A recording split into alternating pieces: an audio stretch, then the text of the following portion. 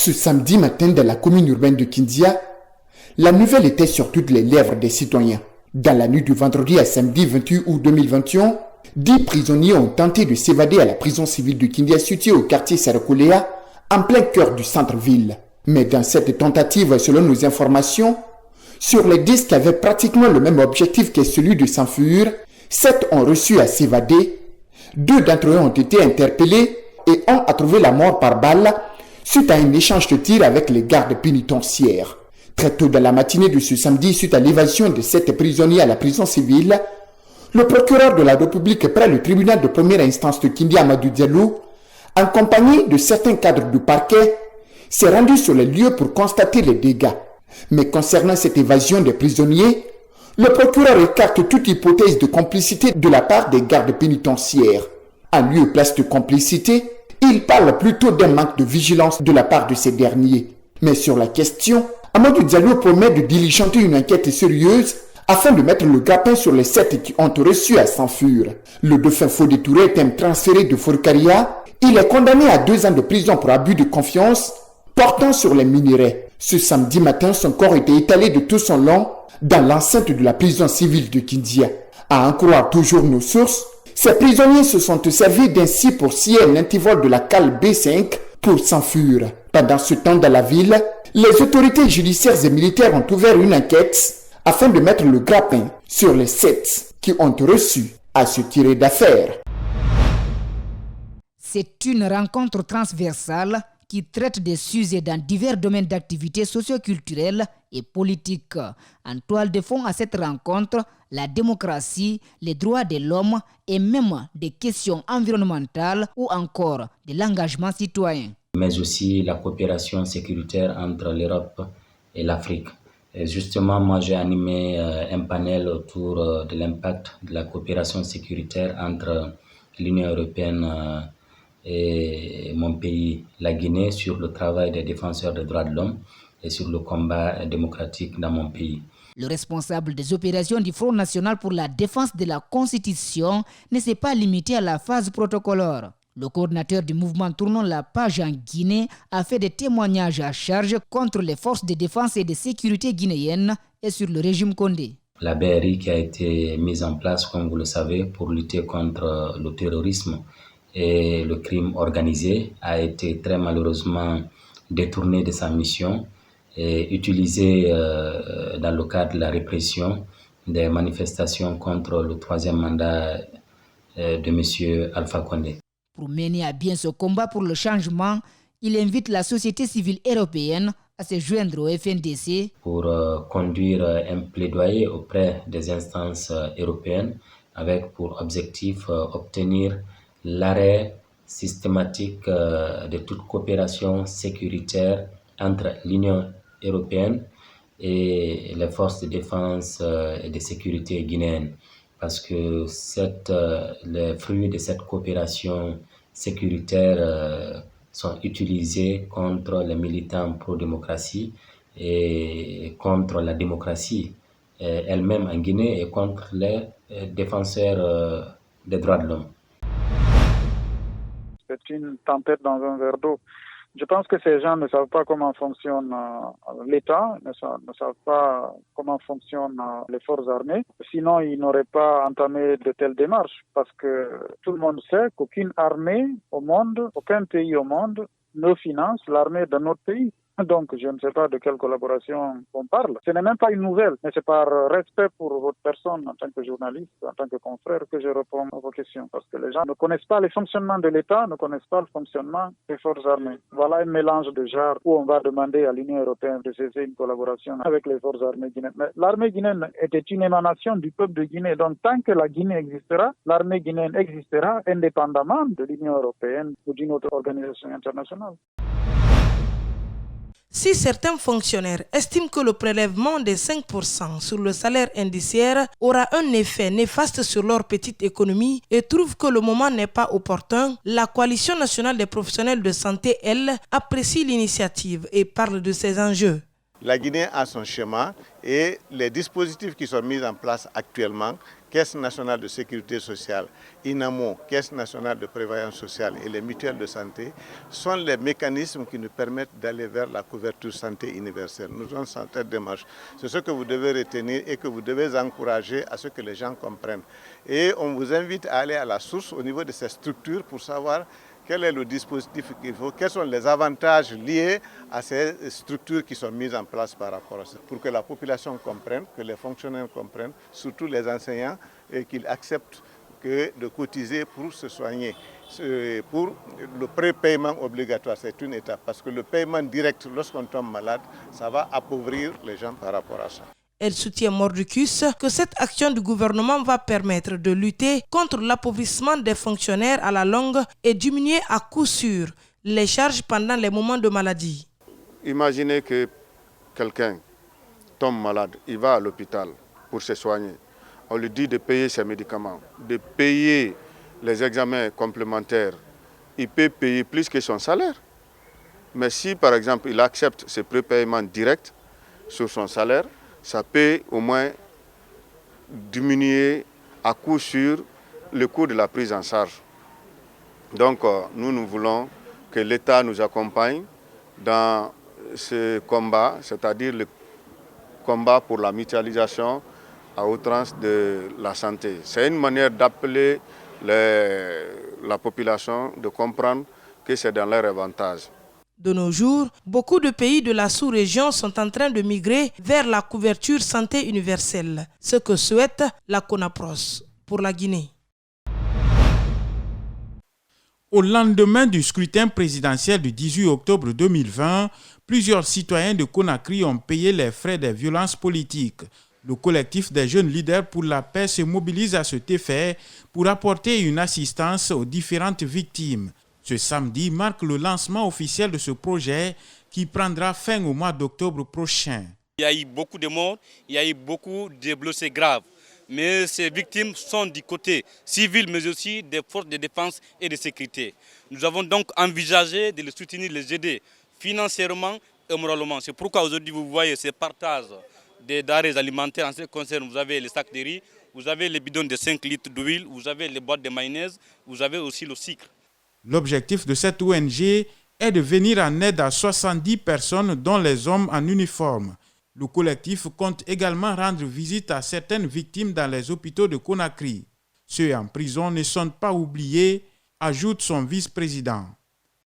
Il y en a aussi des forces de l'ordre qui sont blessés, qui ne peuvent pas marcher, qui sont aussi dans les hôpitaux. Nous avons beaucoup d'autres activités, par exemple au niveau des prisons. Nous envisageons les soutenir en faisant quoi? En achetant les draps de lit, des matelas, des moustiquaires, des ventilateurs et venir évidemment nettoyer les prisons parce que nous savons les conditions dans lesquelles les prisonniers vivent dans les prisons. Le lancement officiel de ces activités a eu lieu dans la commune de Ratoma, la plus touchée d'ailleurs par ces violences pré- et post-électorales. Une initiative que saluent ses responsables. Nous sommes très heureux ce matin, dans ce sens que cette ONG vient aider nos populations en détresse. C'est une de nos activités, c'est un de nos volets dans la gestion de la commune. Les bénéficiaires se sont aussi réjouis du geste.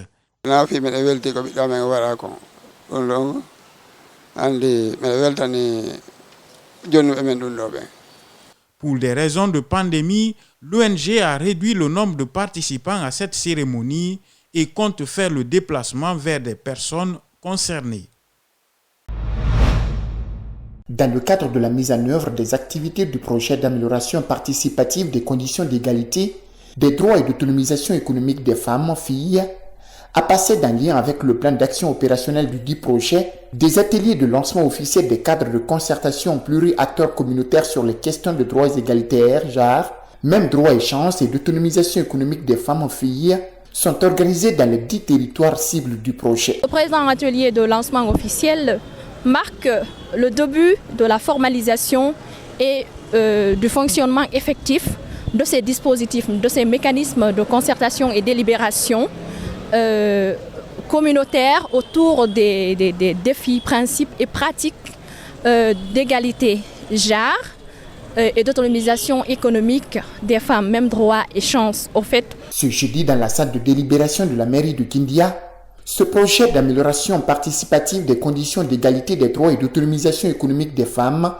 filles, piloté par le Centre d'appui pour le développement économique et social CADES Guinée, a été officiellement lancé en présence de plusieurs autorités locales. J'ai l'intime conviction que ce cadre de concertation sera un centre de dialogue local où les défis, principes et pratiques d'inégalité, genre de droit seront identifiés.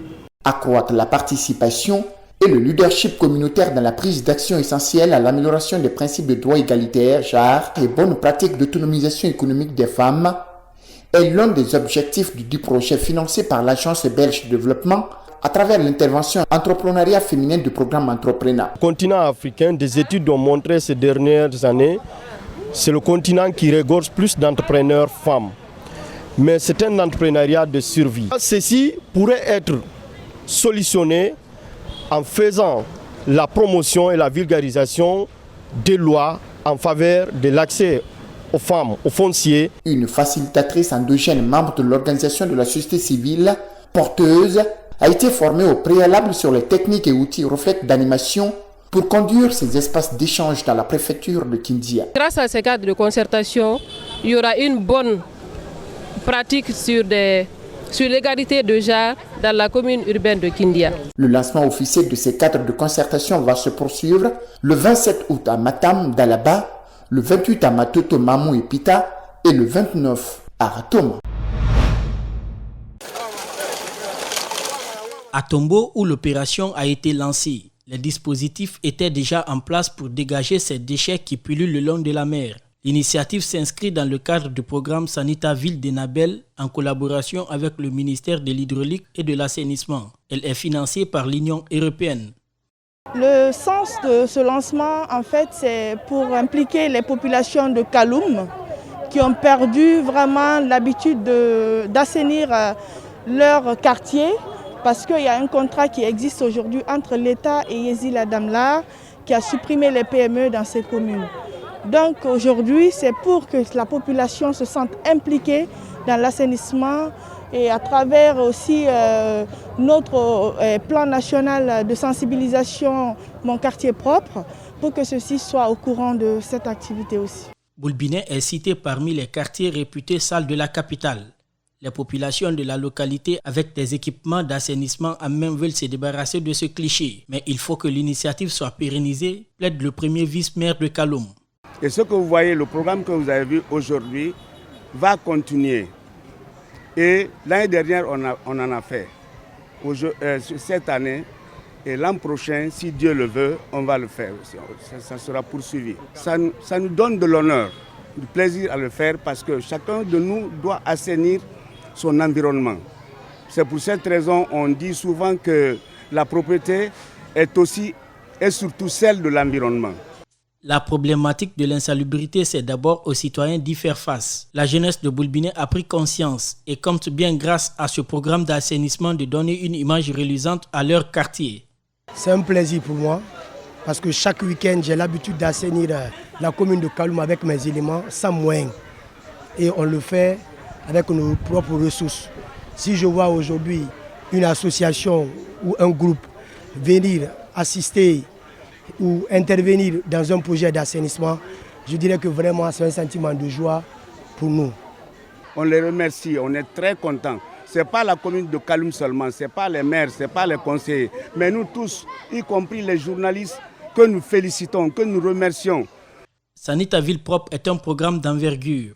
Enabel, l'Union européenne et le gouvernement guinéen à travers le ministère de l'Hydraulique et de l'Assainissement restent convaincus qu'il contribuera à lutter efficacement dans la capitale, Conakry. L'hivernage est une période de vache maigre pour les pêcheurs artisans de Conakry. Avec les conditions météorologiques, les petites embarcations n'osent pas s'aventurer en haute mer. Les pêcheurs ne peuvent plus commander de nouvelles pirogues. Le gouvernement a interdit la coupe de bois. Quand on parle de pêche artisanale, forcément on parle des pirogues. C'est les pirogues artisanales qu'on utilise. Et ces pirogues artisanales, c'est avec le bois les planches qu'on construit. Donc avec l'interdiction des coupes de bois, avant que le repos biologique ne vienne, au niveau du ministère de l'Environnement, vous avez dû constater que il y a tellement d'embarcations au quai qui n'arrivent pas à sortir. Faute de quoi? Faute de manque de planches dans les différents marchés. Ici, au débarcadère de Kaporo, vendeuses et pêcheurs parlent d'une période compliquée. Il n'y a pas assez de poissons et les sorties pour la mer ont été aussi limitées par les responsables du dit port. Vous avez assez de barques qui sont sous l'eau, qui sont à Calchès, qui souffrent de problèmes de bois.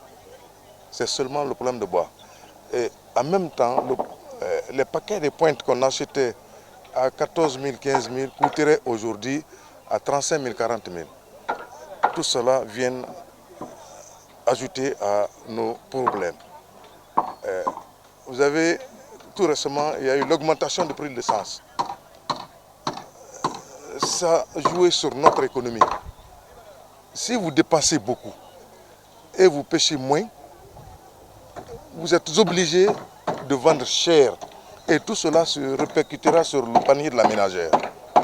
Avant, une planche coûtait 80 000 francs guinéens. Aujourd'hui, il faut débourser 150 000 unités. Certaines vendeuses affirment que les montants payés pour le transport se répercutent sur les prix de vente et font qu'ils ne récoltent pas assez de bénéfices.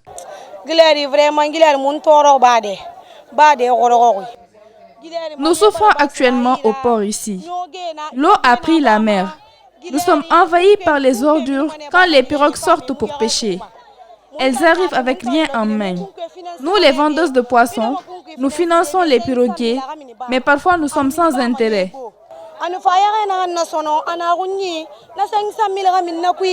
En Guinée, la pêche artisanale reste une activité qui nourrit des milliers de personnes.